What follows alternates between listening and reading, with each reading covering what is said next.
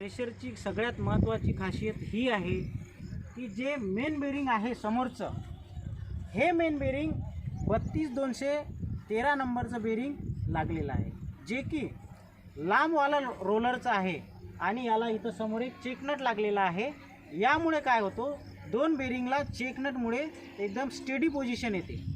जे बेरिंग ट्रकच्या हबमध्ये वापरले जातात, जे की 25-25 टन लोड सहन करतात, ते बेरिंग इथे आपण मेन बेरिंग म्हणून आपण इथं वापरलेले आहे। याचा एक महत्त्वाचा फायदा असा आहे की या बेरिंगमुळे जो लोड आहे इथला, हा लोड बॉलच्या एका टोकापासून तो रिजेक्ट होऊन पूर्ण बॉलवरची तो आलेला लोड आहे तो बेरिंग जास्ती सहन करतो। यामुळे काय होतं की आपली जी शाफ्टिंग आहे ती शाफ्टिंग एकदम स्टेडी आणि चांगल्या प्रकारे चालते।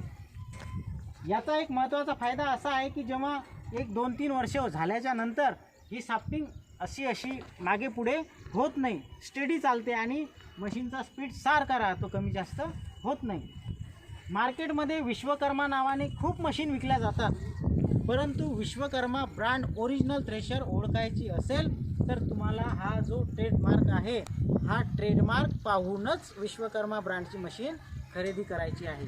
विश्वकर्मा नावाने मार्केटमध्ये खूप मशीनी विकल्या जातात, परंतु जर ओरिजिनल ब्रँड आणि ISI मान्यता मिळालेली मशीन जी आपल्या सरकारी अनुदानास मान्यता प्राप्त आहे, ही मशीन खरेदी करायची असेल तर सर्वात आधी विश्वकर्मा नाव बघितल्याच्या नंतर इथं ट्रेडमार्क बघणं तुम्हाला जरुरी आहे, नाहीतर तुम्ही फसवणूक होण्याची सगळ्यात जास्त शक्यता आहे।